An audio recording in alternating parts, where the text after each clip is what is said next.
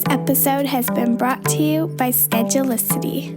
Welcome to episode 92 of the Connected Yoga Teacher podcast.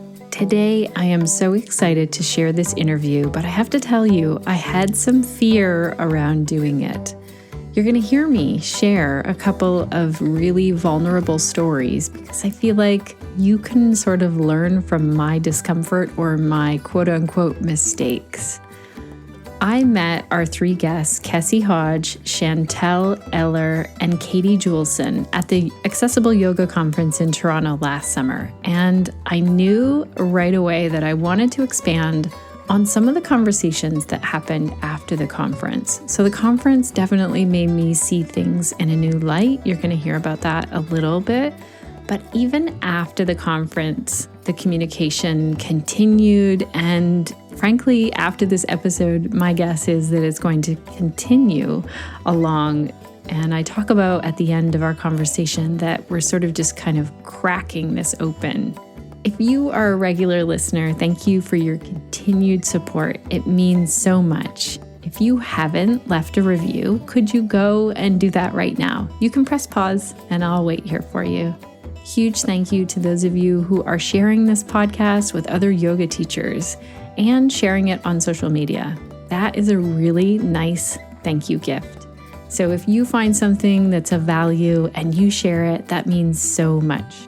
A shout out of thanks to a couple of our listeners who left reviews. KTS Yoga 7 from the United States says, I look forward to your podcast every week. I've learned so much from them and know that my yoga business has benefited greatly from the information you've covered each week. Please keep up the wonderful work. BRKNOL from the Netherlands said, I love listening to Shannon every week. Her topics are so applicable. I've used many of her podcasts to help me dig deeper into my practice, help me direct my business, and grow my knowledge. Plus, she has a lovely voice and is very sincere. Oh my gosh, you guys, this is really nice. Thank you to KTS Yoga 7 from the United States and BRKNOL from the Netherlands. This is what happens when I have iTunes handles to read instead of names. This means a lot that you took the time to leave a review and to share how the podcast is impacting you. If you are a new listener, brand new here, well, hello. My name is Shannon Crow. I'm a mother of three, a yoga teacher, and a trainer and consultant for yoga teachers. This podcast was created for you so that you can connect to information and inspiration every single week and feel supported, because I know that the jungles of yoga entrepreneurship can be really challenging. I want to know also if you're checking out our show notes page. It is an amazing place to see a summary of the episode, all of the topics that we cover, and also all of the links. So if you're looking for that, it's at theconnectedyogateacher.com/92. And there are some other cool resources on our website. So make sure to look at our online trainings, workshops, articles. We even have a map where you can add your contact information. And that way, if you're traveling around and you want to connect with another connected yoga teacher, you can look them up on the map and attend one of their classes. Okay, before we dive into a very first for the podcast, an interview with three people, let's hear our hot tip of the week from Schedulicity.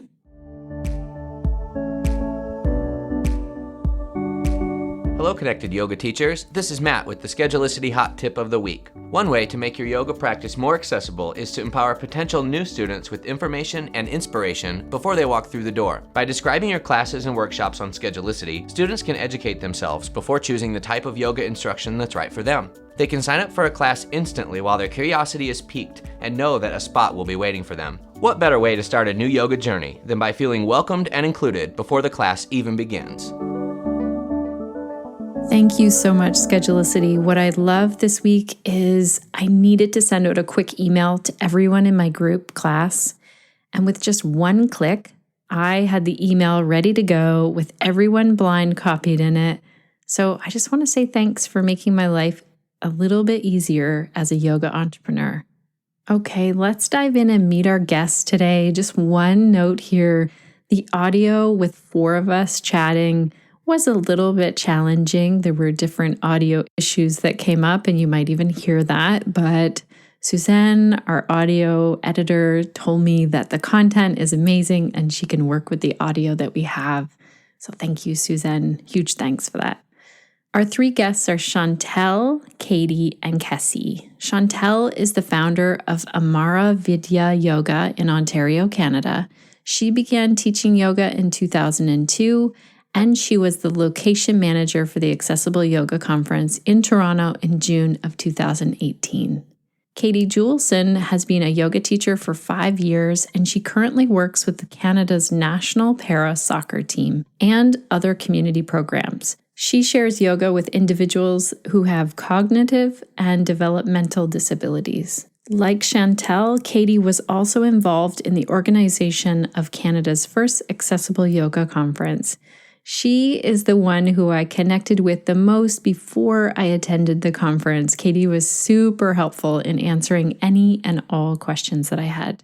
Katie and Chantel then went on to found, and now they're directors of the Yoga Service and Accessibility Canada. Kesse sent me a bio, and I just want to state that first because I think it's important that I read the bio as Kesse sent it, but that I also take a little bit of time to explain it as well.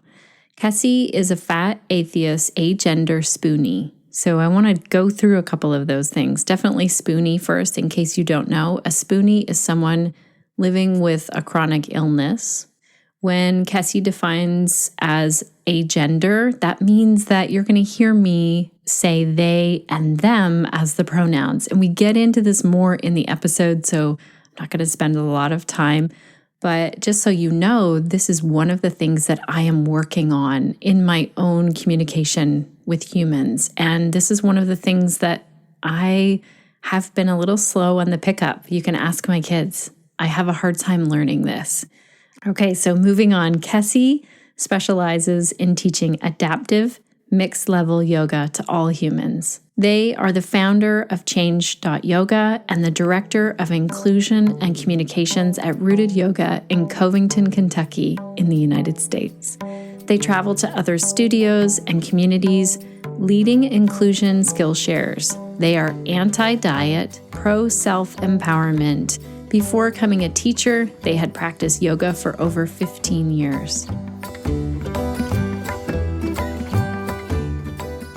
Welcome, Chantel, Katie, and Kesse to the Connected Yoga Teacher Podcast. It's fantastic to have all of you here. Hi. Hello. Alrighty, so I think we'll dive directly in. I feel like the yoga teachers in the Connected Yoga Teacher group, in my own personal community, in the extended outward community of all of the yoga teachers that I work with, many of them are coming from an amazingly good spot of saying, I want to use language that is not offensive. I want to use language that's really empowering to my students. And then there's quite a bit of discussion in terms of like what is not helpful. And I've even come to the point in different times in my own teaching where I say something and then I think, gosh, is that offensive? Or I've learned just this year, like how to use a different cue. So for example, all of you were at the Accessible Yoga Conference and Shelley Prosko was talking and she talked about using the word persistent pain instead of chronic pain. So that's one example where I feel like I've changed my language. So if Chantel, you want to start, if you have an example of something that you find not as empowering or something that you think would be helpful for yoga teachers to know. Yeah, I remember when you first started discussing this on the Facebook group and watching the comments. My sort of take on it is, someone's going to find something offensive in anything, like especially if you're not jiving on a personality level or whatever sort of level. You can't please everyone. And if you try to please everyone, you're going to eventually please no one, right?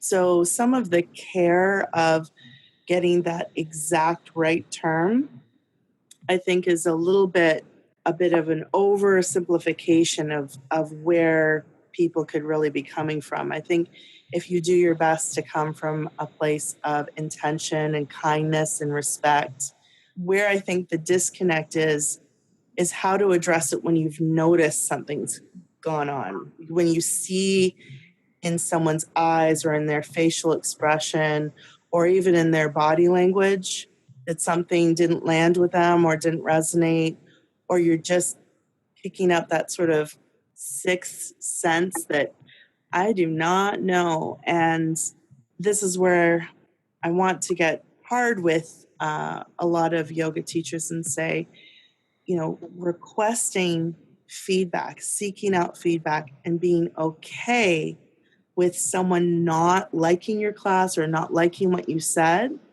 and being prepared to accept that feedback is probably going to be the most benefit. We're all going to make a mistake. I make mistakes all the time.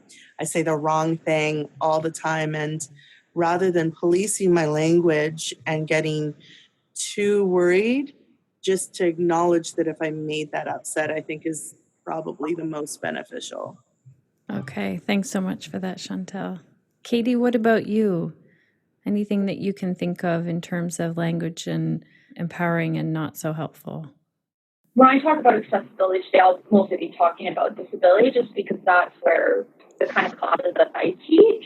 So, first I'd like to say we have to remember language is an extremely powerful tool, and it can really empower someone's sense of pride, identity, purpose, all kinds of things like that, especially in a yoga class. So, of course, this is fairly common knowledge, but always put the person first. So, put the person before the impairment, even if you generally the impairment isn't even relevant. So, we just have to remember those things that when we are talking about someone, especially if someone does come into our class, they don't have to say so-and-so in a wheelchair. We don't even have to refer to those kinds of things. And if it is relevant, if we do have to talk about that, always put the person first. And sometimes people will correct you. Going back to Chantel's point, I've taught classes and I've had someone say, no, we refer to ourselves as blind athletes, not athletes that are blind. So we always really have to take into account what the person wants. And, each individual, they have their own sense of personality and identity, and we have to respect that in every single person that walks into our class. Right. This brings to mind, it's so strange that we'd say that, like so-and-so in the wheelchair. We wouldn't say so-and-so not in the wheelchair, right? It's so true that we wouldn't bring attention to that. And there's something about it. Like I remember a paraplegic coming to my class and then saying, explaining that to a fellow yoga teacher. And in my story, it was really applicable because I said I was all thrown off all of a sudden in saying, step your foot forward. All of a sudden I was kind of panicking, thinking I'm going to say the wrong thing. Is it okay to say foot? I'm saying foot to everyone else. She was a super experienced yoga practitioner. So I just quickly learned, I will just cue the class like I would in any other class and stop being in my head so much about it. Do you have any tips, Katie, around that with the cues that we use in a class?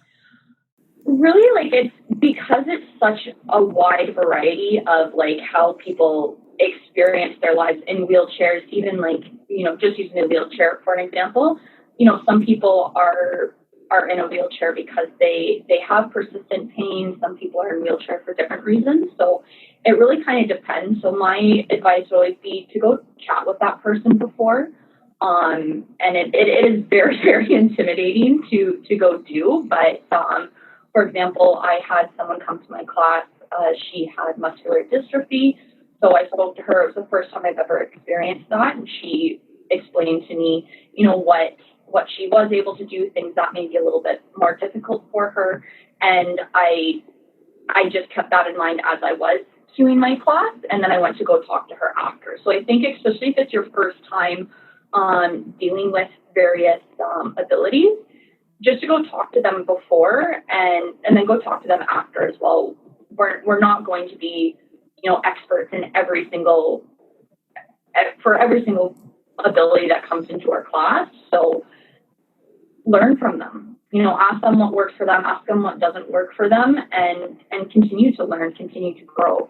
That's such a good point. I think sometimes we put way too much pressure on ourselves as yoga teachers that we have to know every single condition.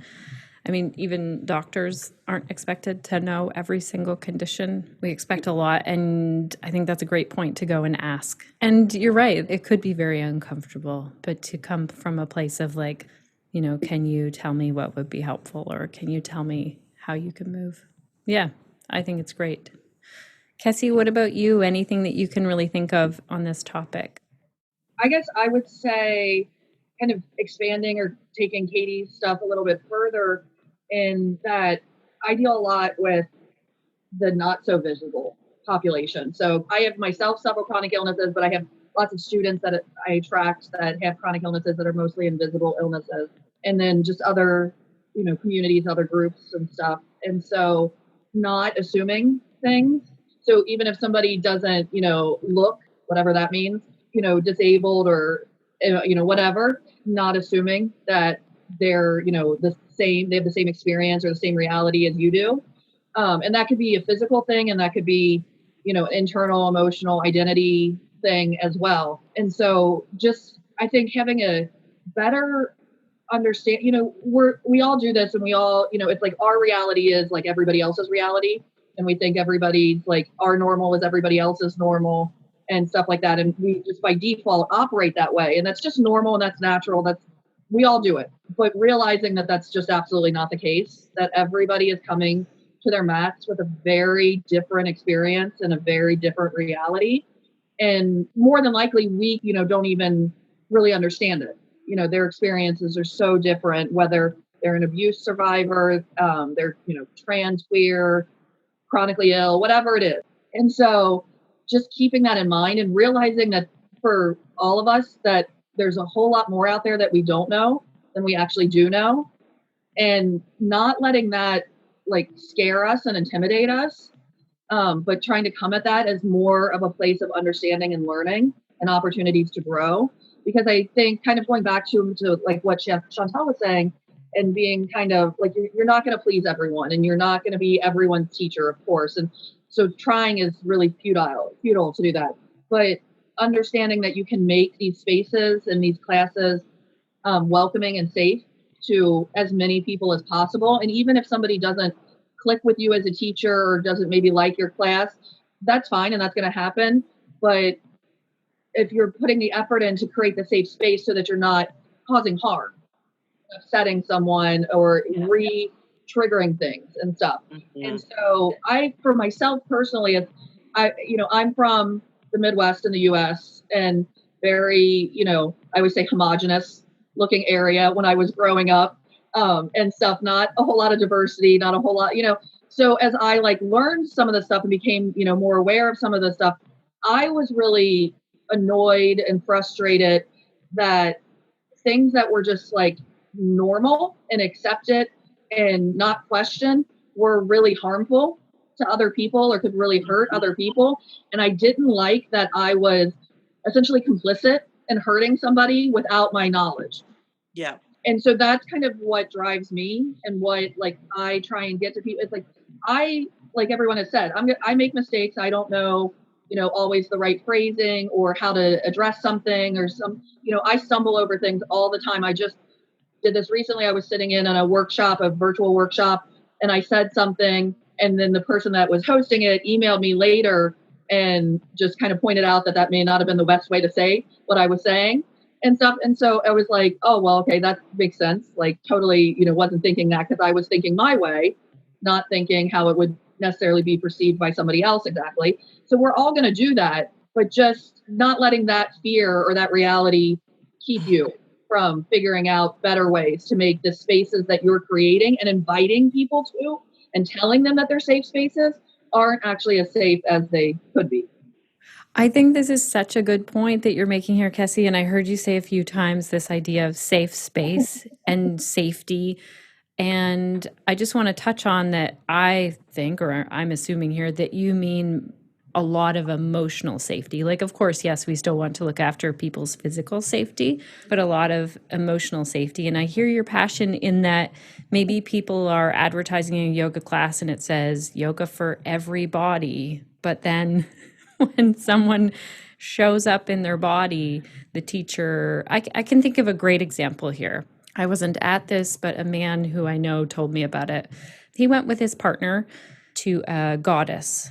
It was a goddess workshop, and he was super excited to go just to support her. And at the very beginning of the workshop, the person leading it came up to him and asked him if he could please leave because he was a man and he wouldn't be able to participate in this. And he was like really taken aback. So do you want to speak to that? Because I thought of you right away when I thought of it. Yeah, I could spend the whole hour on this. Just this one. Yes. So just like it's in my bio and everything, but like a little bit more information about me is I am agender. So I don't identify as man or woman, but I was assigned female at birth. And so I am, read or coded as female. And this is extremely frustrating for me in the yoga world.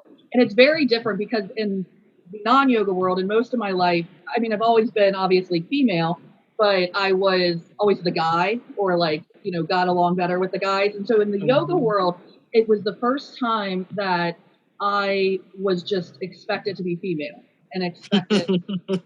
And of course, all this goddess stuff is very prevalent and I get it. And it's great for people who like it, but there is just this automatic assumption that first that I'm female and then second that I'm interested and I connect to this stuff. There's no open, no question, no whatever and stuff. And so for me, it's very frustrating because I have zero connection to that. And there's all this talk of like the wound and whatever and like life-giving. And I'm just like running from that. But then I see other people who identify as, male and masculine but are interested in all this, the goddess side and their feminine side and stuff, even as identifying as men, but they don't feel welcome. And it's the same, like even just in a general yoga class, because it's predominantly women, and everything. And then it's me. And if there's all these comments about, well, addressing us as all ladies and we're all women here and, this and that and all this kind of like assumption and language. And I'm just sitting there like, yeah, this isn't me. I don't feel like you're really talking to me. I don't feel like I'm really like included here. So yeah, so going back to like the safe spaces, obviously we want people to be physically safe. And that's what gets a lot of, I think, attention in the yoga world, which for good reason, of course. But I think I always feel like, with physical stuff, especially if you're talking kind of more like an, beginner or like gentle flow class, if you're going slow and like really work it, getting the person to like listen to their bodies and stuff, the chances of them like really injuring themselves, not, that high. It's not like we're doing like headstands on day one or something. But once you say something, you can't unsay it. And the person can't unhear it.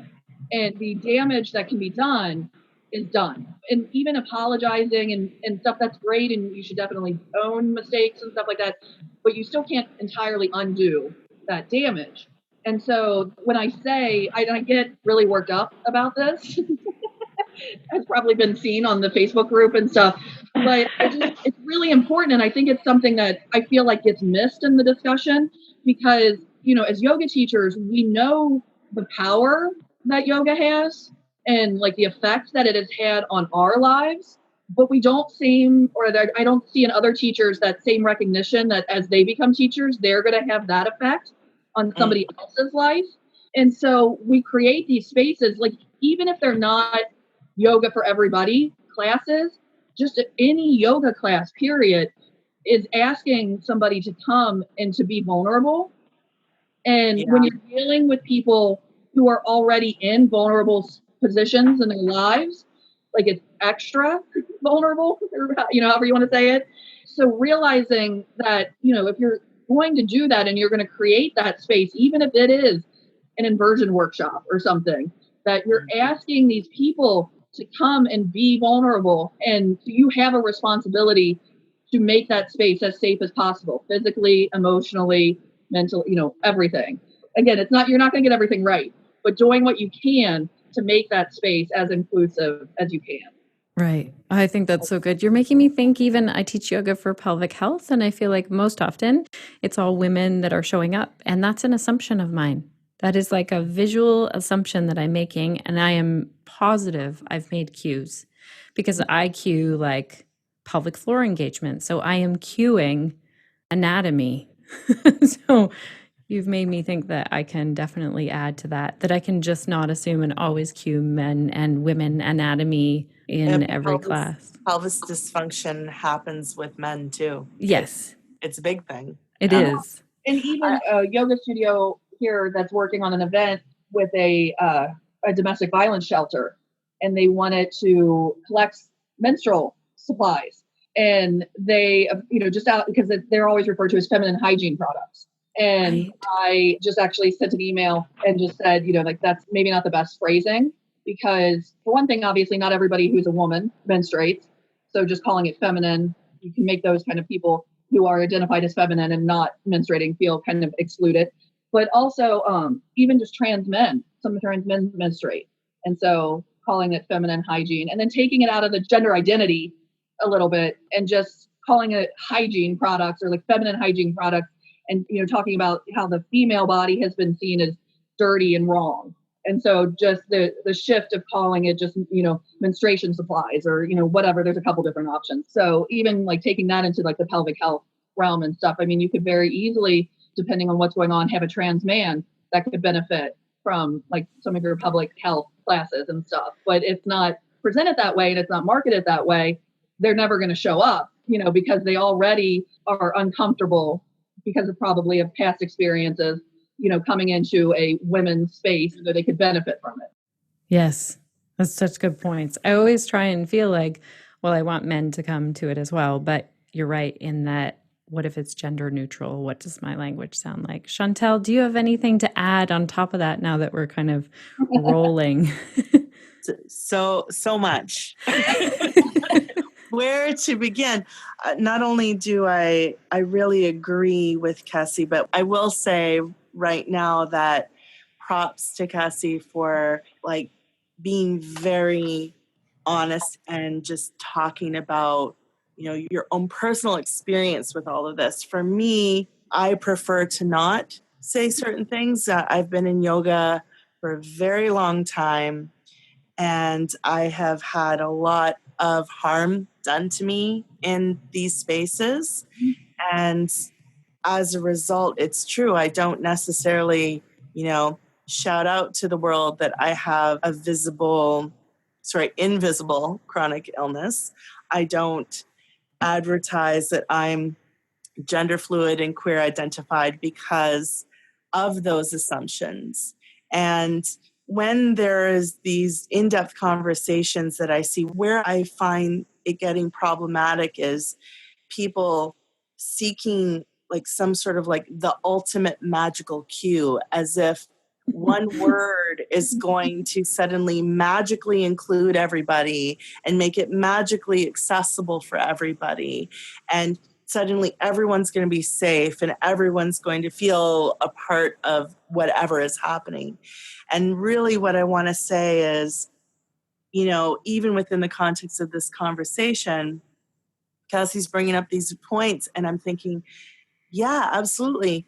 And because it's been brought into the conversation in this way, if we were in a class, I've chosen to be silent. And one of the things I notice that happens within the context of a class is the person who's chosen to not say anything is the person that is the most exposed to harm. Squeaky wheel gets the grease kind of thing, right? So Kesse's come and discussed these issues and brought up some really important key things. The yoga teacher is maybe naturally going to think, oh, okay, I'm going to make sure Kesse feels included in this class and make sure Kesse feels that they're enjoying it. And I've had experiences of bringing in situations or bringing it up with studio owners or with peers. And where I really want to talk about is the after effects. After a damage has been done, it's the fear and maybe the fear can be as tied to economic factors. The teacher feels invested that, oh my gosh, that one person, might have been harmed. I don't want to rock the boat. I don't want the studio owner or whomever is employing me to know about it. So I'm going to sweep all of this under the carpet. I'm going to pretend it didn't exist. And I am going to maybe focus on it in the next class, not realizing that the hard conversation didn't happen and that opportunity was missed. And so what I meant at the beginning of our conversation by seeking out feedback, I think that is the most important tool I think teachers have to really know how to make things accessible to people, to literally walk up to every individual that goes into that class and say, what can I do? How can I serve for you? Like, what works in this situation? And really get to know the student, Yeah. Chantel, I feel like this is such a good part of this topic that you're bringing in. And correct me if I'm not getting this right, but if a teacher knows that they've said something that is damaging, for them to really check in. And sometimes that's so hard. Like, I have 3 teenagers. Well, my oldest just turned 20, and it's hard for me as a parent, and I just love and know them so well, and it's hard for me to say, I just had this superhuman mess up moment, and I'm sorry. I think you're right. Yep. To strangers, it can be really weird. Of course, and not every yoga teacher training for the graduate has equipped them with learning how to give and receive feedback, learning how to have critical assessment, and to cultivate that sense of, I think inclusion grows with relationship. And there are not many classes out there in the average typical yoga studio that really, community has now become more of a buzzword than actually what is available to invest. And I understand the economics of the studio owner, and I know why they need to bring in those big names who just drop in and teach to, their 60 plus person studio, 80, 100 plus. I really get that. But there's this average typical yoga teacher out there who is doing their best to connect with their students every week, learning to invest in relationship with these people. And that's why the student is coming there. I did once upon a time teach to large classes, and I kept fighting with the studio owners to say, I need consistency. It's okay if you have another teacher, so they're used to having 2 different teachers on a regular schedule. But it's so important because I want to know the person who's showing up on the mat. I want to get familiar with that person because their day is going to change. Their situation, they're not always going to show up on the mat like some sort of Lego person, right? They're not a Mr. Potato Head either that you can just pop an arm out and be like, okay, now I'm going to deal with the fact that now they no longer have an arm. It's someone has gone through something in their day-to-day life and they're coping with so much, and they come to this spot for a reason. And I think we all know what that reason is. That we like that sense of healing and that time for healing, and we're stewards of that space. And if we are not getting to know the student, we won't know how to include them. And then we won't know how to create accessible language for them. This is a really good point. Right away, I think, this is why I love teaching one-on-one and not groups. Because it's about that relationship. And then I know, I can see the look on their face. I hate this pose. Okay, it's time to try something different. Or I can see a trigger that's happening, exactly what you said. And it's that building of relationship. Katie, do you have anything to add to this? Yeah, I was going to say, to that point, that community relationship is so important, especially for people, that have experienced trauma, for example. It's so healing almost to go into a space, that's a safe space, And then B, having other people there that have experienced hardships and are still dealing with their trauma every single day. And having a community that is supportive in that sense is so important. So yeah, teaching those one-on-ones, those privates, it's amazing. As a yoga teacher, it's really rewarding, but also having that space where you can walk into a studio and you have a larger group of people, and knowing that safe is space, or that space is safe, is so important. And that is part of the healing journey. And when we're talking about creating safe spaces, creating inclusive spaces, that's what we have to keep in mind. And that's why, like, going back to the language of accessible yoga, that's why it is so important, because these people are putting themselves out there to get themselves almost back out into the world, depending on, what someone was dealing with. So to go into a space like that and know that I'm going to be okay here, I'm not going to be triggered by something. Those are things that we need to think of as yoga teachers. So it is really important for that community aspect. That's part of yoga, right? Yeah. This is bringing to mind a couple of things that we've touched on the podcast. One is that everyone is coming to class with some sort of trauma in their life. Yeah. Everyone has experienced some sort of trauma. And then also what you said, like, I think Kesse said it, I think you've all said it in some way, is it's that individual is showing up and we cannot see what's going on in their lives. For sure, we can be in community. And I feel like in the yoga world, we have this saying, like, we're all one. But we're all like these individuals. No one else is the same. Like you said, we're not all Lego people walking into the room all the same, like cookie cutter people. Can you think of some, let me just use myself as an example here. I'm happy to like put myself out there. When I came home from the Accessible Yoga Conference, I remember posting something. I posted a video in our Facebook group about just some of my key takeaways. And there was one point in there where I said that a yoga class that I attended, and I forget the presenters' names, I'm terrible with this. I did it the whole time I was doing the key takeaway live video. There were two presenters that put together a class, and I had used some wording around like I was really impressed or I was really inspired by the class. And I think I'm questioning my wording right now, which is really helpful for everyone to hear. So there was a yoga teacher, and then I don't know if the man or the person teaching with her, do you hear me doing this now? This is really good. That was Shar and Chris, I would assume. Shar and Chris. And for our listeners, I feel like I have to paint the picture now.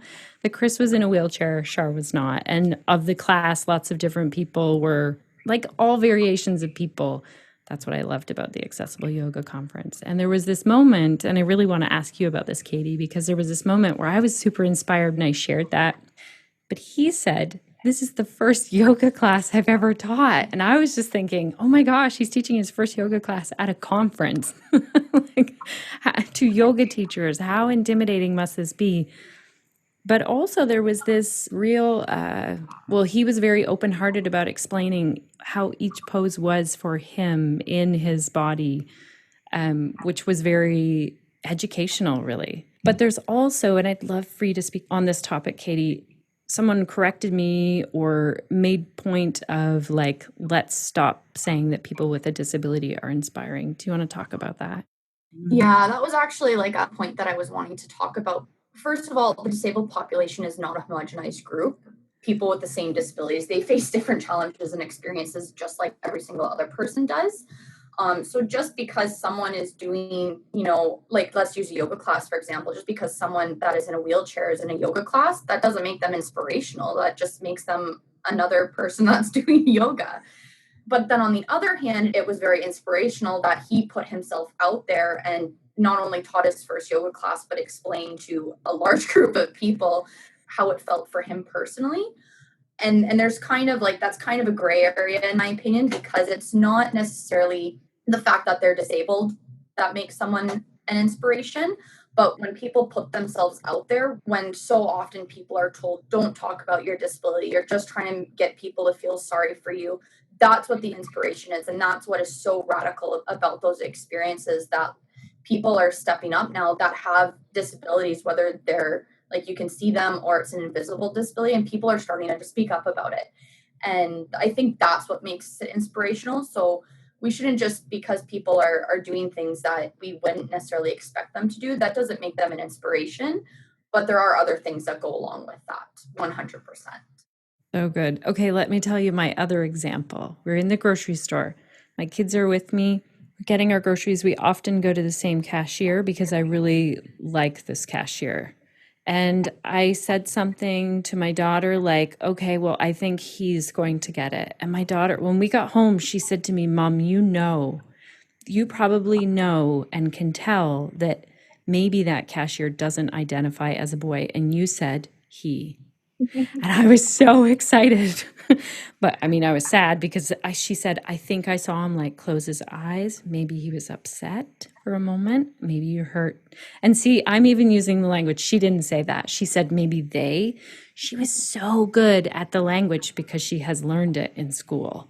And I don't even want to get into politics, but those of you in Ontario know that like we had some great curriculum and then it was getting thrown out, or maybe it's not, I don't know. But the important point there is I want to ask, like, what do I say? Do I say, even as a podcaster, when I introduce a guest, I will say their name. And then eventually I'll start saying he, she, because I don't want to say their name the whole time. And if I say they or them, my brain just thinks it's confusing. So I would love to hear from any of you if you feel like I've got the answer, or is there no answer? More questions than answers. I'll jump in here. My answer would be, when you can, to just ask the person. This pronoun stuff is really interesting because it shouldn't be that big of a deal, but it just really is. And people who, I guess, mostly cisgender people who, kind of align with their assigned birth or gender and are okay with like the pronoun that gets assigned to them and everything, don't always understand why it's so important, and that it has much more to do about being seen for who you are and like actually being accepted for who you are versus the like little individual word. And the idea that language is just fluid and changing all the time. But I do like to point out that I think Merriam-Webster says the singular they has been around since like the 14th century. And we use it all the time when we don't know somebody's gender. But when we just assume a gender, we like freak out and can't use the singular they anymore. And so the easiest way, we just need to normalize asking pronouns and just normalize, like it's in my email signature. It's, on business cards on my website. I use they, I use the singular they pronoun. So it's, my bio is written that way. And, I obviously exist in these like trans communities and these trans circles where this is very normal. You don't make these assumptions. You ask. It's on name tag. It was on name tags at the conference. I have a button. I mean, I slip up. I misgender myself still after 30 plus years of being she, and so it's going to happen. And you just apologize, change it, move on. Like you don't have to make a big deal out of it. But I think just normalizing it is just what needs to happen. And so I really try and encourage my cisgender friends to put their pronouns in their email signatures, their websites, things like that. I saw, going around just randomly on Facebook yesterday, I think it was a coffee shop in California that had a sign up that basically said, asking their customers if they didn't know the barista's pronouns to use they and them pronouns. So like just doing that in spaces and again, just normalizing it so it becomes part of our just normal interactions and it doesn't feel so awkward and weird. I want to jump in if that's okay. You can. I 100% agree with what Kesse just said. I think that is such a valuable tool. I am going to get political for a second, and I know this is going to potentially create a little bit of issue against me. And just feel free to point the finger and say, it was Chantel. Okay? So I think what we're dancing around here is the fact that we're tapping into some very primal fears of otherness. And it happens all the time, especially with disability, but pretty much just about any time there's something that comes into our world that doesn't feel comfortable, there is something that our mammalian brain is detecting as like, uh-oh, wait a second, is this something I need to, is there danger here? And it all depends on our cultural conditioning. I mean, I've lived in other cultures. I love inviting other cultures, but I also love talking with people whose views and belief systems are very different from mine. I also have family who are like this as well. And I really like putting myself out there and just inquiring in it, because I think that that's where learning happens. That's where growth happens, and starting to understand why, I have a very cisgender fundamentalist Christian friend who was very pro getting rid of the new Ontario curriculum. And so having that discussion with her took me down a rabbit hole that she actually brought up a couple of good points. But for the most part, it was a really interesting conversation. Someone entering into a space where there were times I wanted to feel quite violent. I wanted to scream and say, like, you're so wrong, and this is how wrong you are, and I'm so mad, and I want to throw a chair. But at the same time, recognizing that there was legitimate fear there. There was this sense of, oh my goodness, I don't know what to do. And where I see, especially when it gets into the pronoun war, which I really hope Kesse's point gets embraced and it becomes more normal, is the intergenerational upset about this. Because what I think we're not acknowledging is when people are bristling against it, they forget, first off, like the people who I have conversations who come to me and say, like, why do people care about pronouns? Obviously that person is a boy. Obviously that person is a girl. Like, who cares about that? And I first say, well, our languaging is not as gender neutral as, say, Mandarin or Finnish. And so we have a little bit more fluidity than, say, someone who speaks German or someone who speaks French. And there are a lot of people who struggle with this, but it is just a language issue. And then the other thing I find is a fear that happens with women who are older feminists, identify themselves as feminists. We forget that they fought to have bank accounts in their name. Right. We forget that they fought to eradicate curfews for women in college and university dorms in the 70s. I was born in 1976, so I know I might be kind of an old person here, but at the same time, the things that my mother went through, she's still alive and kicking today, and she had to overcome so much adversity to even be recognized as female. Kesse pointed out earlier, even with feminine hygiene products, there is that charge around that belief that women are supposed to be shamed and messy and dirty, and that this is something that's wrong. So there are feminists out there that are like, screw you, I'm a girl and I'm standing up and I'm going to have Girl Incorporated and I'm going to have goddess workshops because I matter and hashtag me too. And it's such a huge topic, especially because of Kesse's political situation. Let me just tell our listeners that we have Canada and the US here. So yeah, so it's such a big deal. And I want to honor and respect these women who fought so hard, but I need them to understand that we're trying to move forward, as Kesse is pointing out, that we're trying to respect the individual as they come as a whole person, not just labeled. And that's, I think, what we're really trying to talk about here. This is so good. And I think it's so important that you brought up this fear thing. And I will say for myself also, I'm not meaning this in a harsh way, even about myself. Maybe there's a better word to say it. It's ignorance. Like, it's not knowing. Like, my children come home with the genderbread person. And I was all excited, like, let me read this. I don't know what this is. And they're like, what? Like, they just think I'm from a different generation than my kids, obviously. And so I'm learning as I go. And, when we have grandma over, then there's a whole new topic at the kitchen table, and great-grandparents still. So, but I think you all have brought up such an amazing point of, like, it's the individual coming to your class, and let's ask. So let's ask about disabilities, as Katie said. Let's ask what they're going through. Chantel brought that up, like what they're dealing with. Are we serving them? Like, have that conversation with them. And as Kesse said, like, ask I'm curious, Kesse, would I ask the person at the grocery store, or do you mean just in yoga class? I would say, I mean, ideally for me, just in our lives in general, that asking pronouns is just part of our interaction.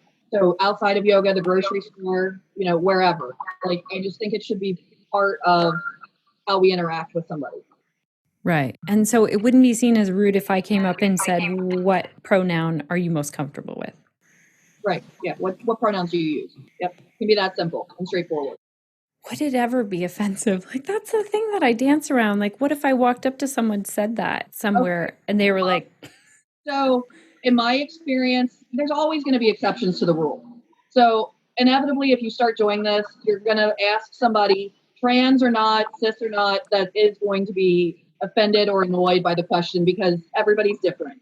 But generally speaking, in my experience and everything that I've seen, done, whatever, people generally appreciate it. I will say the only person that I've seen get offended by that question was, well, I guess I'm assuming this, but based on the interaction, a cisgender person who was very taken back and very put off by the fact that actually at the conference that we were asked that they were asking on the name tags for the pronouns, and her response to the person working and stuff was just, well, I think it's pretty obvious. And right. She was like very confused, but also the way that she came off was very, very annoyed, and like she was just almost disgusted by the question. I don't know if she meant it that way, but that was very much how she came off. And so, yeah, going back to Chantel's point of that, like, other and that fear and everything, she was like insulted that you wouldn't just know she was a woman. Right. Right. That would be the fear for sure. Yeah. But that's where I say, it's just about shifting and changing and stuff. And it takes time to change that up. And that's where it's really important that people who have that privilege of safety in whatever area we're talking about are the ones that are taking the lead and doing that work. Because while I totally agree with what's been said here as far as like talking one-on-one with our students and getting to know them, our students may not be in a place where they're comfortable answering our questions. And when you're talking about like somebody at the grocery store or something like that, and like even Chantel saying where I am like, pretty outspoken and vocal about my situation and everything, and she's more reserved. I have a lot of privilege in the sense that I have a lot of support even within my yoga community of, these ideas, these thoughts of who I am and everything. So that allows me to be very vocal because I'm not going to face the same backlash and everything that others have faced or, know that they would face. So those of us that can do that, like I say, put your pronoun in your email. But if you can, if it's not safe, if you're going to risk losing your job or something, like obviously don't. Like I'm not at all saying that. But those of us that have that privilege and that safety doing it and talking strictly again about the pronoun stuff, a lot of that cisgender people are going to have more safety. And if you're not going to lose your job, if you're assigned female at birth, identify as female and put female pronoun, she, her, hers in your email signature, you're risking almost nothing other than from your coworkers going, why are your pronouns in this email? Whereas, a trans person doing that, if they're not outwardly trans or whatever, or they're gender nonconforming, even if they're cis and gender nonconforming, here in the US, there's not, nationwide protections for gender identity. Yeah. So anyway, so that's what I say is it may be somewhat uncomfortable, and yes, occasionally you may get like kind of a negative response, but generally if you're, if you have that privilege, do it and just kind of work through those issues or, those individual ones. And more often than not, it's beneficial and it's helpful and the person will respond positively. And that's the only way that we're going to get change, because if we never start doing it and we're always like, it's awkward and uncomfortable, so I'm avoiding it, it's never going to change. Like you have to work through that uncomfortable. I mean, isn't that what we do in yoga anyway? It's like sit with those uncomfortable feelings, like feel them and work through them. So it's taking that practice into your life and using it and making change. Yeah. And I would say like the discomfort comes on both sides. Like when we learn and we're educated and we know and we're moving forward, we're like, why isn't this person back there? Like, why aren't they getting it? Why aren't they catching up? I could name some politicians that I think of on that. But also that's the practice of yoga as well. Like seeing this person showing up where they're at on all levels. And then it goes the other way, the frustration of like, why are things moving so fast? Why do I hear people say like, why must we label everyone? Or, it's everyone is sort of fumbling and learning. And there's not really two sides to this. This is like everyone is learning in their own individual journey. So I just feel really thankful that all of you could come on and chat about this. And I feel like it's kind of just cracking it open. Yeah. And so what I would love is if our listeners then pitch in and share, like, instead of saying this, I've learned to say this, to really bring it back to a vulnerable place in terms of like, I could say at the grocery store, I was saying he and him, and now I'm choosing to say they and them. I'm going to do my best there, right? So that it's my work to do that. Another example that I can think of is I was listening to a podcast. I love the Sick Boy podcast.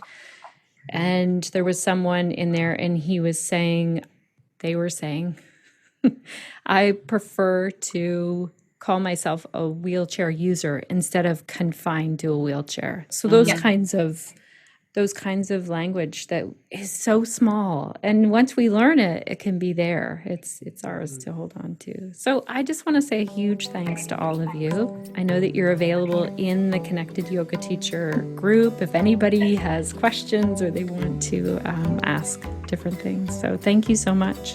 Thank you. Thank you for this important discussion. Thank you for doing all the work you do, and we'll for sure link to all of your websites in the show notes as well.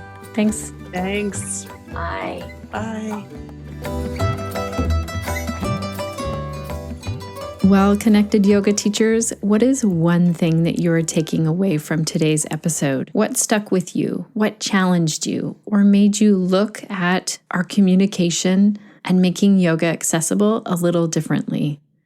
I would love to hear from you in the comments section of our show notes page. So again, that's the connectedyogateacher.com/92. A couple of my key takeaways in this were that Kesse shared, once you say something, you can't unsay it. So you can learn from it, you can apologize, but it still has an impact. And that is making me think that communication and the words that I say are really worth looking at. So I'm so glad for this episode, even when there were points where I was really uncomfortable. I don't mind sharing that and then looking at my language. And also on a side note, I never thought of feminine hygiene products, that word, that term, in any way to do with gender, but it makes such sense. So that was an awareness that I didn't have before. And really, we don't need to call it that at all. So that was fascinating to me. Also, I'm watching my cues a little bit more as I teach yoga for pelvic health. One of the physios that I work with is actually leading some information sessions regarding gender education. And I love that she's going out and talking with individuals, but mainly medical professionals in our area. Chantel said that there are no magical cues, and I am laughing because when I booked this interview with these 3 amazing yoga teachers, I wanted a list of 2 sides, like say this instead of saying this. And Chantel kind of addressed that right away. You know what? We're sometimes not going to say the right thing, and there are no magical cues that are going to work for everything. So I'm sorry, you guys. If you're like me, you know that I love lists and actionable steps, and here's how to do it. And it's not happening here. We're all fumbling through. Lastly, I really appreciated Katie talking about making this safe and inclusive space that allows for healing. That we can, as yoga teachers, provide an environment where students are not feeling triggered, where they really have the space to heal. Because Katie brought into this episode the importance of working with those who are dealing with trauma, I want to link to 2 of the most impactful episodes in the Connected Yoga Teacher podcast in terms of trauma training and mindset around trauma. So I'll link to those. We talked to Margaret Howard and also Amy Haar, and 2 different topics, but definitely related. Those will be in our show notes. I'm going to get ready to sign off here, Connected Yoga Teachers, but I want to give you a little bonus because you've listened all the way near the end of this episode. The next time I talk to you, if you're listening in real time, it's going to be December. It's going to be the end of 2018. If you're anything like me, I love the newness of a brand new year. It's kind of like a blank piece of paper for me.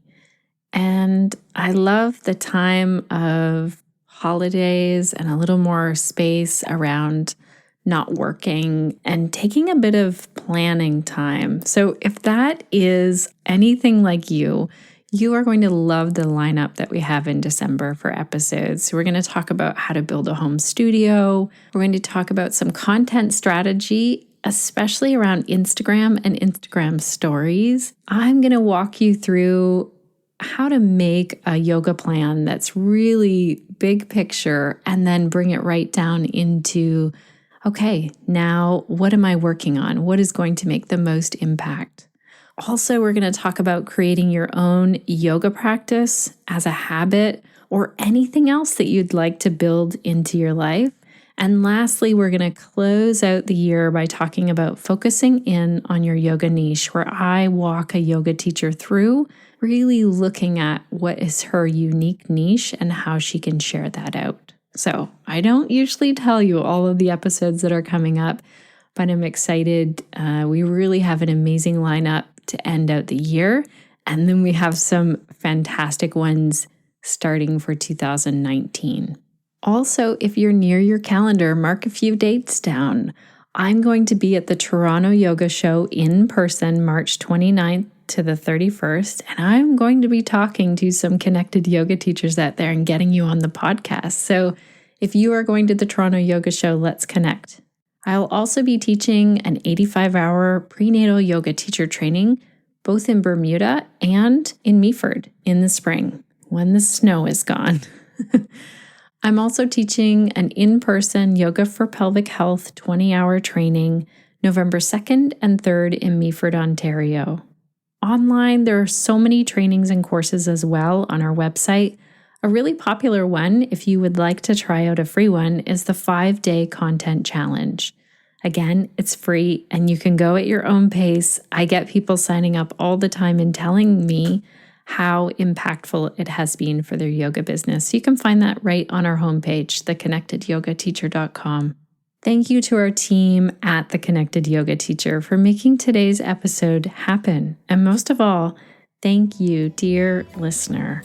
Alrighty, Connected Yoga Teachers, it's time. I need to sign off and go pick my daughter up from school. So I want to know, what will you be doing this week to stay connected to yourself, to your yoga practice, and to your community? Take care.